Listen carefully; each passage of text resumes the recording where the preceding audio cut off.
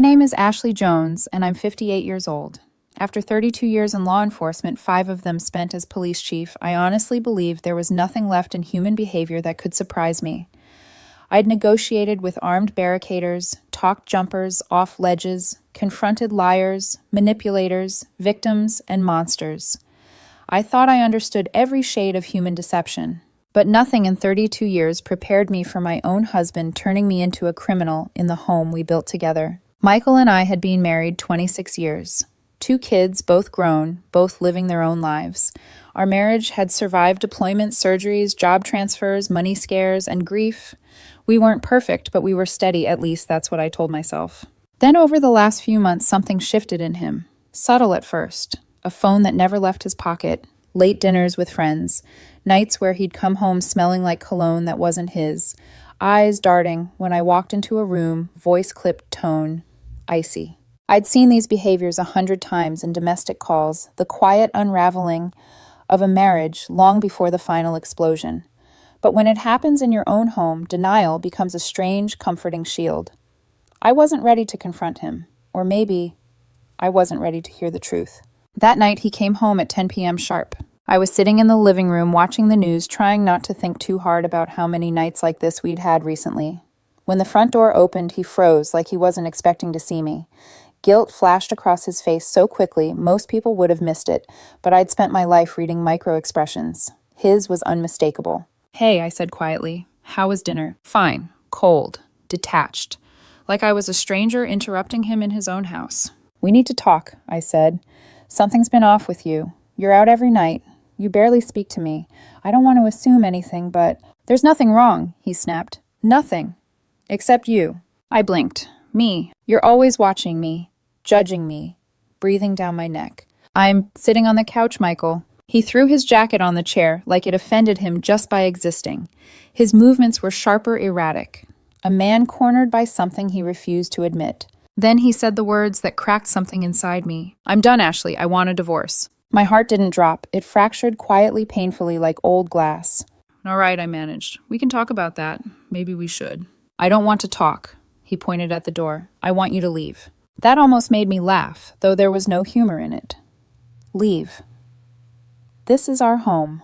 It's my house, and I'm telling you to get out." "It's our house," I said calmly. Years of de-escalation training kept my tone steady. "We can figure out arrangements later. But I'm not walking out at 10 p.m. because you're upset." His voice rose. "Get out." "I'm not leaving, Michael. If you need space tonight, you can stay with your brother. We can talk tomorrow." That's when he grabbed his phone. "Fine," he said, shaking with anger. "If you won't leave, I'll make you leave." He dialed 911. I had handled thousands of emergency calls in my career. Never did I imagine I'd stand in my own living room listening to my husband weaponize those same words against me. The operator picked up and Michael's voice changed instantly, breathy, frightened, rehearsed. "Yes, someone is in my house who won't leave," he said. "She's refusing to go. I feel unsafe." He knew exactly what he was doing. He wasn't reporting a marital argument. He was reporting an intruder. I stared at him in disbelief. "Michael, are you really doing this?" He ignored me, continuing the performance. The dispatcher asked if the intruder was armed. "I don't know," he said. "She's acting aggressive." I wasn't. I hadn't raised my voice once. If anyone had been a threat in that room, it was him, rage simmering beneath the surface like a live wire. When the call ended, he stood by the front door, arms crossed, triumphant. I moved to the kitchen, retrieved my retired police ID and my concealed carry permit, placing both visibly on the table. If responding officers were coming, I wanted everything above board. 10 minutes later, the doorbell rang. Michael rushed to answer it, voice loud, panicked, dramatic. "She's still inside. She won't leave. I'm scared." Then I heard another voice, young, steady professional. "Sir, calm down. Can you tell me who's in the house?" "My wife, but I don't want her here." "Is her name on the deed?" "That doesn't matter." "It does, sir." I stepped into the entryway, ready for whatever came next. Standing there was Sergeant Daniel Ruiz, one of my old rookies. One I had personally trained 12 years ago. A kid I'd watched grow into the kind of officer any chief would be proud of. His eyes widened when he saw me, only for half a second. Then he straightened, returning to full professional posture. "Chief Jones," he said. "Been a while." Michael's face drained of color. You know her." "Sir, she was my commanding officer for 5 years." That was the moment Michael realized he had made a catastrophic mistake. Sergeant Ruiz asked again, voice firm. "Sir, Is this your wife's residence as well? Michael stuttered. Yes, but... Then she's not trespassing. Michael's performance crumbled. His jaw worked frantically, trying to find another angle. She's threatening me, he blurted. I spoke calmly. I've been sitting on the couch. Sergeant Ruiz turned to me. Ma'am, are you armed? Yes, I said. Holstered, secured, never touched. I showed him. He nodded. Then he turned back to Michael with that controlled, quiet authority I always admired in him. Sir, did your wife physically threaten you? Touch you? Block you? From leaving? No, but she refused. That is not a crime. Michael's face twisted with frustration. Then why did you even come? Because you called 911 reporting an intruder, Ruiz said. That is a false report, sir. Michael panicked. I didn't say intruder. You implied it, Ruiz said, and you knowingly misrepresented the situation. Then came the sentence I never thought I'd hear directed at my husband. Sir, turn around and put your hands behind your back. What? Michael sputtered. You're arresting me for her. You're under arrest for filing a false police report. No, you can't do this, Ashley. Ashley, stop him. I just stood there watching the man I had loved for half my life be handcuffed in our own doorway for a crime he created out of desperation and spite. He screamed my name, cursed me, accused me of ruining his life. But all I had done was sit on my couch. And in that moment, surrounded by the flashing red-blue glow reflecting across my front yard, I felt something inside me shift. Something quiet. Something final. The morning after Michael's arrest, the house felt different. Not safer, not quieter, just hollow. His absence didn't feel like relief. It felt like the air had been scooped out of every room, leaving something sharp and invisible behind something that made it hard to breathe. He spent the night in holding, but by sunrise my phone was already vibrating nonstop. Calls, texts, voice messages, some from mutual friends, some from his coworkers, and 2 from our eldest daughter. Every one of them said the same thing. What did you do to him? Not what happened. Are you okay? What led to this? Just accusation, assumption, judgment. It stunned me how fast the narrative flipped. A man cries, I'm scared, and suddenly the world rearranges itself to protect him. A woman calls it what it is, and she becomes the villain. By noon, Michael was out on bail thanks to his brother, and by late afternoon, the backlash had already begun. Our eldest daughter, Emily, called while I was sorting through emails for my lawyer. Her voice was tight-breathy, the way it used to get when she thought she'd done something wrong in school. Mom, what happened? Dad said you had him arrested. I closed my eyes. Emily, that's not what happened. He said you used your old police connections to embarrass him. I didn't orchestrate anything. Then why is he saying you were aggressive? He told everyone you were out of control, that he was terrified. The word terrified echoed unpleasantly. I whispered. I was sitting on the couch watching the news. Silence hums in a way that tells you someone doesn't believe you. They're just too polite to say it. She finally said, I just don't understand why you wouldn't leave if he asked. Because this is my home too. I know, but he said he felt unsafe. I felt something crumble inside me. For decades, I'd protected other people's daughters. And now my own couldn't see me through the fog of Michael's lies. Emily, I said, keeping my voice even, your father lied during the 911 call. The responding officer arrested him because he filed a false report. He said you manipulated that. I didn't manipulate anything.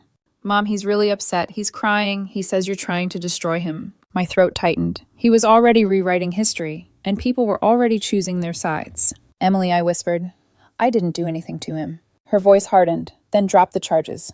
That hurt more than anything else she'd said. I can't. Why not? Because if someone calls the police on me in my own home and lies to have me removed or arrested, I am not going to pretend it's okay. Another long silence, colder this time. Then I guess I don't know who you are anymore, she whispered, and she hung up. I sat there for a long time, phone still in my hand, staring at the empty space where her voice had just been. There were a few moments in my life when my badge felt heavier than I could carry. Holding a dying teenager's hand while she whispered she didn't want to die. Knocking on a mother's door at 2 a.m. with the news that her son wasn't coming home, calming a domestic violence victim who thought she deserved the bruises. But nothing compared to the weight of hearing my own daughter doubt me. I set the phone down and let the silence settle. Silence I'd learned long ago was its own kind of interrogation, one that didn't end until you decided who you were going to be when it was over. 2 days later, things escalated. A sheriff's deputy arrived at my door around noon. He held a manila envelope. Ms. Jones. Yes. You've been served. I opened it in front of him. My husband, my still legal husband, had filed for an emergency restraining order against me. The accusations were almost unbelievable. I was stalking him. I had threatened him. I was using my law enforcement background to intimidate him.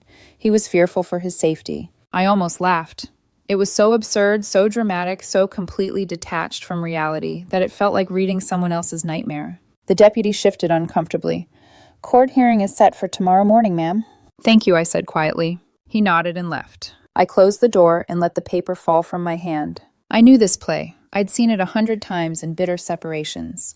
The person who lashes out first is always the one scrambling to rewrite the story.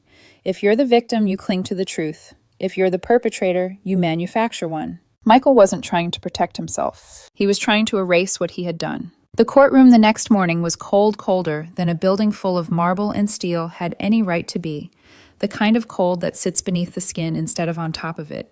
Michael sat across from me at the petitioner's table next to a lawyer I'd never seen before. He wouldn't look at me, not once.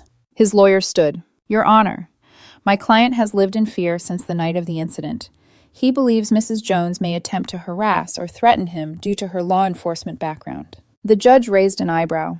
"Do you have evidence of stalking messages, calls, in-person interactions?" "Not at this time," the lawyer said confidently, as if he didn't need any. The judge turned to me. "Ms. Jones, have you contacted your husband since the incident?" "No, Your Honor, not once." "And have you gone to his workplace residence or made any attempt to approach him?" "No." Michael burst out. "She's lying. She has connections. His lawyer grabbed his sleeve, pulling him down. But the damage was done. The judge's expression flattened. "Mr. Jones, this is a court of law. You will not interrupt." Michael gritted his teeth and looked away. The judge shuffled through the papers, sighed, and looked at Michael's attorney again. "Counselor, your petition lacks any supporting evidence. Feeling unsafe is not the same as being threatened. Without documentation or proof of contact, I cannot grant this restraining order." Michael looked like someone had punched him in the gut. The judge continued, voice firm. "Do not use the court's time for personal disputes. Petition denied." The gavel hit the block, a sound that usually meant justice, but today it felt like grief. Outside the courthouse, as I waited for my lawyer to pull the car around, Michael's sister stormed toward me, fury shaking her voice. "Are you satisfied you've destroyed him? He hasn't slept in days. He's on medication because of you." I looked at her steadily. "He called 911 on me, Lisa. He tried to have me arrested in my own home. He felt threatened." "By what me? Watching television." Her face twisted. "You could have just left when he asked." "From my own house." She jabbed a finger at me. "You always had to be in control. He said you used your authority to scare him for years." "I never laid a hand on him. Not once." "You didn't have to." She was shaking. "Your presence is intimidating enough." Ah, there it was. The quiet, poisonous truth beneath everything. A woman who knows how to command a room is threatening. A woman who stands her ground is manipulative. A woman who refuses to be erased is dangerous. I took a breath. "Lisa, your brother filed a false police report. That's a crime. You could have dropped it." "I won't drop charges because someone weaponized emergency services out of spite." She glared at me with the hatred I'd never seen in her eyes before. Then she spat at the ground near my feet and walked away. I didn't move, didn't react. Years on the force had taught me that the most dangerous storms were the quiet ones. This one was only just beginning. 3 weeks passed. 3 weeks of silence from my daughters. 3 weeks of whispers in the community. 3 weeks of Michael crafting himself into a trembling victim and painting me the calm one, the retired chief, the woman who did nothing but sit on a couch as some violent threat.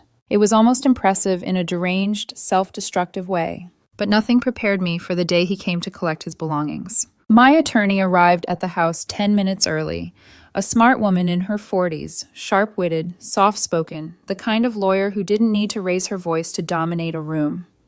She reviewed the court order with me for the 3rd time. "Remember," she said gently, "he gets personal items only, not shared items, not marital property, and absolutely nothing from your office." "I know," I said quietly. "He'll try anyway." She gave me a look that said she believed the same. A rumbling engine broke the stillness. A large moving truck pulled into the driveway. Then a second car, then a third. Michael didn't come alone. He brought his sister, his mother, and his lawyer along with 2 movers who looked like they regretted accepting this job the moment they stepped onto my lawn. Michael stepped out last. His expression wasn't guilt. It wasn't fear. It wasn't even anger. It was triumph. As if he expected to win something today. My attorney murmured, "Be ready." They moved quickly at first. Clothes, shoes, toiletries, books he insisted on keeping. The mood was tense, but manageable. Then Michael's mother drifted toward the living room. She touched a decorative bowl I bought years ago on an anniversary trip. "This is Michael's," she announced. "It stays," my attorney said calmly. "Household purchase during the marriage. Marital property." "It was his choice," she snapped back. "He picked it out." "Still stays," my attorney repeated. His mother's lips tightened. For a moment I thought she'd drop it, but she snatched 2 framed photos off a shelf instead. "Absolutely not," my attorney said, stepping forward. "Personal belongings only." Michael's mother glared at me as if I'd just kicked a puppy. "You're being petty." My lawyer didn't flinch. "I'm following the court order." The temperature in the room dropped several degrees. Michael appeared in the doorway smirking. "She's always been petty. You just never saw it." I ignored him. My attorney didn't. "Mr. Jones," she said, in that velvet razor voice of hers, "if you or your family remove anything not listed as personal property, will involve law enforcement, and it will go badly for you, given your pending criminal case. I suggest you stay within the rules." The smirk cracked, but his eyes, those cold, evaluating eyes, did not. Then he made his move. He walked down the hallway toward my office. I followed immediately. "Michael," I said sharply, "you're not allowed in there." He pushed the door open anyway. Inside were old case files, plaques, reports, commendations, memories of decades of service. Nothing sensitive, nothing confidential, just pieces of a life I built long before he entered it. He rifled through my drawers. Looking for something, I asked. "Evidence," he muttered. "Of what?" "Of who you really are." He found a stack of old notes, training materials, officer evaluations, archived memos. Completely harmless. He still raised his phone and began snapping photos. My attorney was beside him in 2 seconds. "Delete those, now." "They're public record," he argued. "They're her personal documents," she corrected. "Delete them." He didn't. My attorney stepped closer. "If you don't delete those photos, I will call the police and report that you violated the court-ordered boundaries of property removal. This is your only warning." Michael's jaw twitched. His lawyer wrung his hands nervously. "Michael, just delete the pictures." He stared at me with the darkness I'd never seen in him before, an ugliness raw and unmasked. Then he deleted the photos, one by one. But the damage wasn't the photos. It was the way he looked at me while doing it. As if to say, this is only the beginning. 2 days later, I learned he meant it. A knock at the door woke me at 10 in the morning. Another delivery, another envelope. "Ms. Jones," the courier asked. "Are you Ashley Jones?" "Yes." "You've been served." "Not divorce papers." "A civil lawsuit filed by Michael for $250,000. The claim that I had abused my position as a former police chief, that I had manipulated the sergeant into arresting him, that I orchestrated the entire event out of hatred and spite, that I humiliated him intentionally." I sat on the couch, our couch, and read every lie as calmly as I could. Then I called my lawyer. She arrived within 30 minutes, read through the packet silently, and then laughed. Not mocking, not mean. A disbelieving laugh like someone reading the world's worst fiction. "This is absurd," she said. "He can't win." "He doesn't need to win," I murmured. "He just needs to drain me." She looked up, understanding washing across her face. "This is about punishment," I said softly. "He's furious he was arrested. Furious the restraining order was denied. Furious the narrative slipped out of his hands. Now he wants to punish me in the only way he can." "Then we fight," she said. And we did. Hard. The depositions began. Sergeant Ruiz testified. First, calm, straightforward, unimpeachable. He stated clearly that my former position had zero influence on his decision. He said I didn't touch Michael, didn't threaten him, didn't raise my voice. He explained that Michael's 911 call met the criteria for a false report. 3 other officers on duty that night confirmed the same. Michael's lawyer, frustrated, tried new tactics, fishing for dirt, looking for past complaints, trying to find any crack in my career to exploit. But 32 years of service leaves a trail. Mine was clean. They tried interviewing my former deputy chief. He laughed in their faces and hung up. The case was already collapsing. But Michael didn't stop. He went on social media. He contacted old friends. He began telling everyone I was corrupt, vindictive, power-hungry. He said he'd lived in fear of me for years. He said I used my badge to control him. He said I had finally snapped. The rumor spread like fire in dry grass. Some people believed him. Enough that when I walked into the grocery store, 2 neighbors averted their eyes. Enough that I heard someone whisper behind me, "Is that her?" Enough that I began to understand exactly how far Michael was willing to go to tear me down. And amid all this chaos, the criminal case against him moved forward. When the trial date arrived, the courtroom was a furnace of tension. Michael sat at the defense table, hands clenched, eyes burning into me. He wasn't nervous. He wasn't remorseful. He looked ready for war. And somewhere in the back of my mind, a tiny realization bloomed. He didn't just want victory. He wanted destruction. Mine. The courtroom felt too small for what was about to unfold. Even after decades of testifying in murder trials, federal cases, and high-profile investigations, nothing compared to sitting across from my own husband. My husband as he tried to paint himself as the victim of the very lie he created. He avoided my eyes. I wasn't sure if it was guilt or strategy. With Michael, the difference had become almost indistinguishable. The prosecutor played the 911 call first. Michael's voice crackled through the speakers, trembling, frantic, false. "There's someone in my house who won't leave. She's refusing to go. I feel unsafe." Hearing it again, hearing the performance, hit me harder than I expected. Every word dripping with deliberate misdirection, every inflection designed to trigger a specific police response. I didn't look at him, I looked at the jurors. I watched their faces shift, not sympathy, recognition. People know when someone is acting. When Sergeant Ruiz took the stand, he spoke with the kind of clarity I wished I still had inside me. "There was no sign of aggression from Ms. Jones," he said. "She was calm, cooperative, seated when we arrived. Mr. Jones was the one escalating." Michael's lawyer tried to twist the narrative. "But she's your former chief. Didn't that influence your decision?" "No," Ruiz said. "Protocol did." "What about intimidation? Did you feel pressured?" "Not at all." The cross-examination went on, but Ruiz didn't waver. He couldn't be bent or baited. He gave them the truth. And the truth was a powerful thing. When it was Michael's turn to testify, he walked to the stand like a martyr, slow, shaky, wearing sorrow like a costume. His lawyer guided him gently, like someone shepherding a fragile victim. "Mr. Jones, why did you call 911 that night?" "Because I was scared," he whispered. The jurors didn't blink. "And why were you scared?" She's always been controlling," he said, voice cracking. "Her presence, her tone, her background. I never knew what she was capable of." Capable of. I almost laughed at the audacity. His lawyer pressed on. "Did she ever threaten you physically?" Michael swallowed dramatically. "Not directly. Indirectly. She has a gun license. She has weapons. She knows how to use them." I almost stood up. My hands trembled in my lap, not with fear, but with disbelief. The prosecutor rose slowly. "Mr. Jones, did your wife touch you that night?" "No." "Raise her voice at you?" "No." "Block your exit?" "No." "Prevent you from leaving the premises?" "No." "Did she approach you aggressively?" "At any point?" "No." "Then how exactly did she threaten you?" Michael's jaw tightened. He looked down. Then he said quietly, "She looked angry." The prosecutor paused. "Angry?" "Yes. You filed a criminal report based on a facial expression." I felt unsafe." The prosecutor straightened. "Feeling unsafe is not the same as being threatened. And you knew that when you dialed 911. Michael's composure cracked.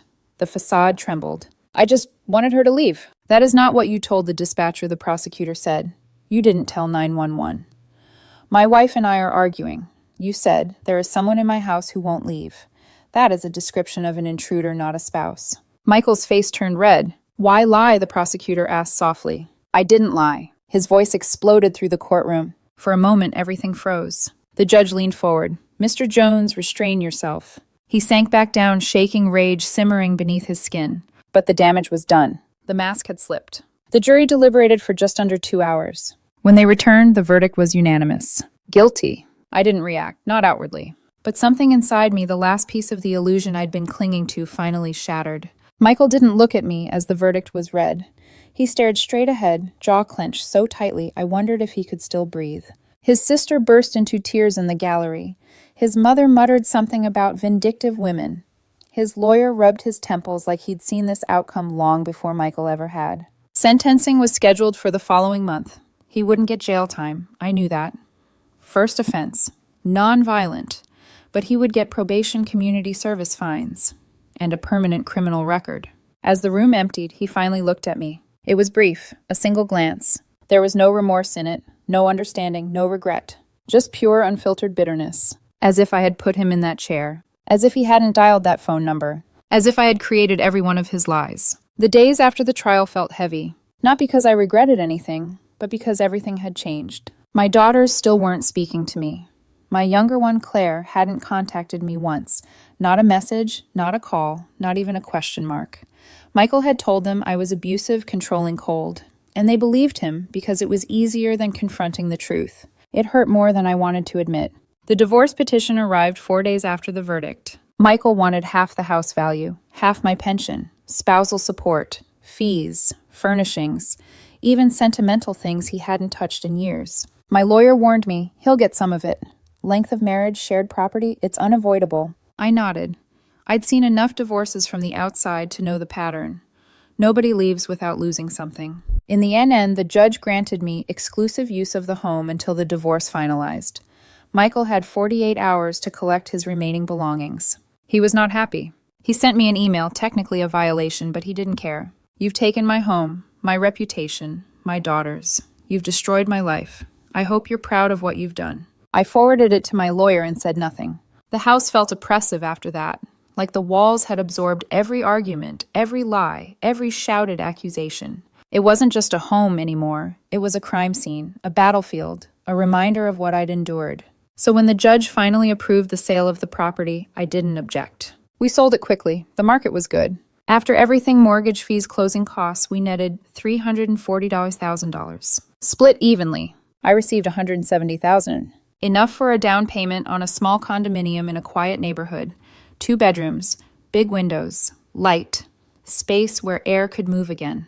The first night I slept there, it was silent. No slammed doors, no footsteps pacing down the hall, no muttered accusations, no fear. Just me, an empty room, and a peace so unfamiliar it made my chest ache. For the first time in months, I cried. Not because I'd lost him, but because I'd finally realized how long I'd been carrying the weight of someone who never deserved to be carried at all. Sentencing day arrived quietly. There were no reporters, no packed gallery, no dramatic speeches, just a small courtroom with stale air and fluorescent lights that made everyone look a little more tired than they already were. Michael stood before the judge wearing the same suit he'd worn at our wedding 26 years earlier. It used to look crisp, confident. Now it just hung on him, wrinkled and defeated. The judge reviewed the file slowly, then looked up. "Mr. Jones," he said, voice flat, "you knowingly filed a false police report against your wife, endangering her freedom and misusing emergency services. For that, the court sentences you to 12 months probation, 100 hours of community service, a $1,500 fine, and full responsibility for court costs." Michael's lawyer tried to ask for leniency.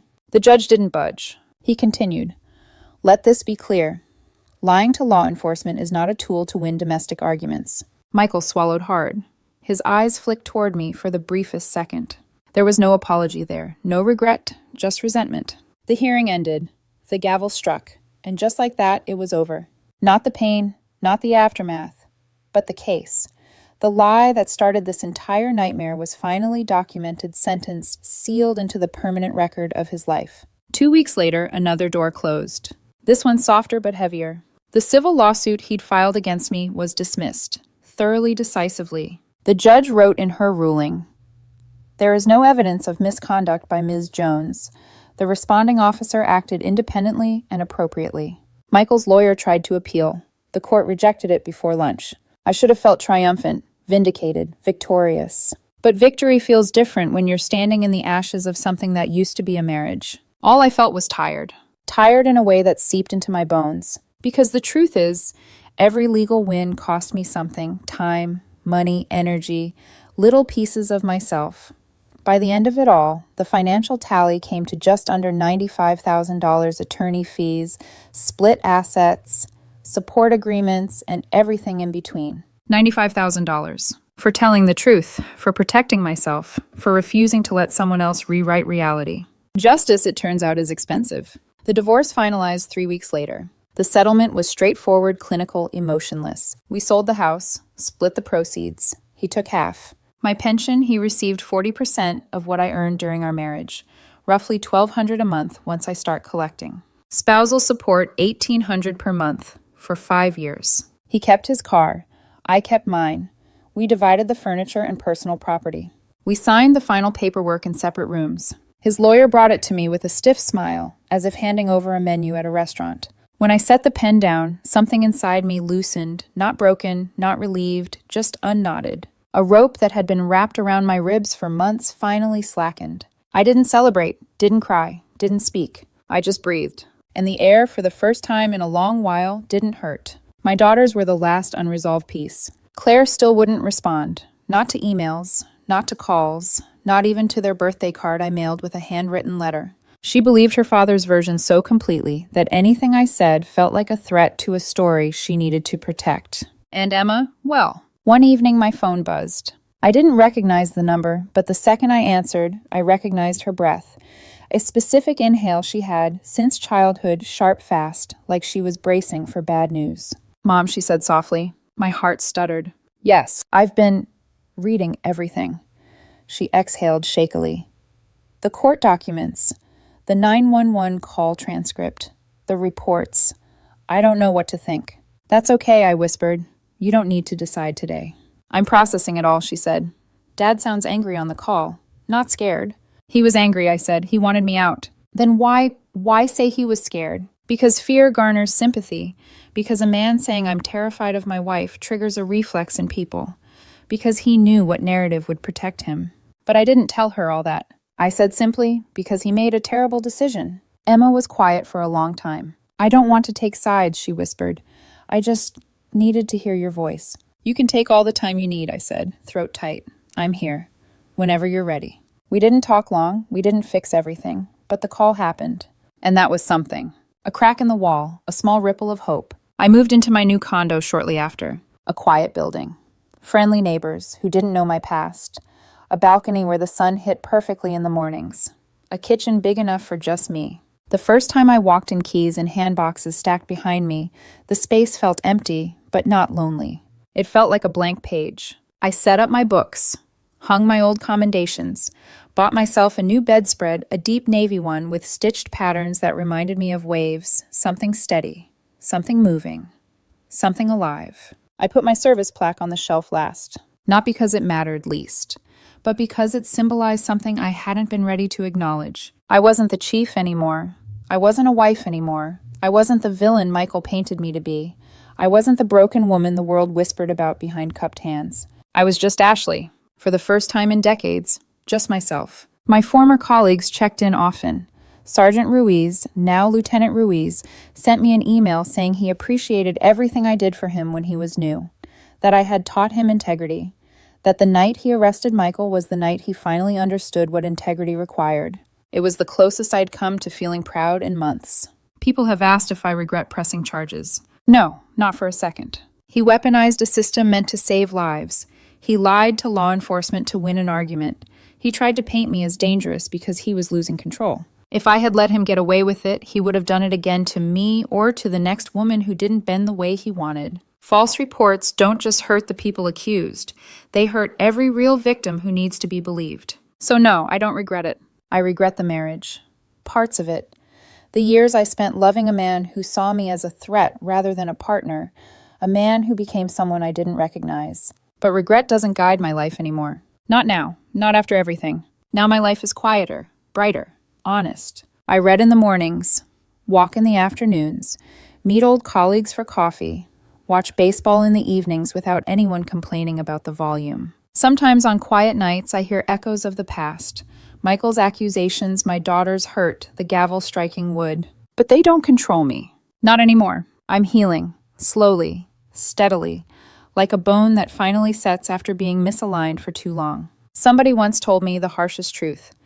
People closest to you can surprise you the most. They were right, but healing can surprise you too. And peace arrives quietly. Not in grand gestures, not in courtroom victories, not in settlements or signatures. Peace comes in the form of a soft morning light sliding across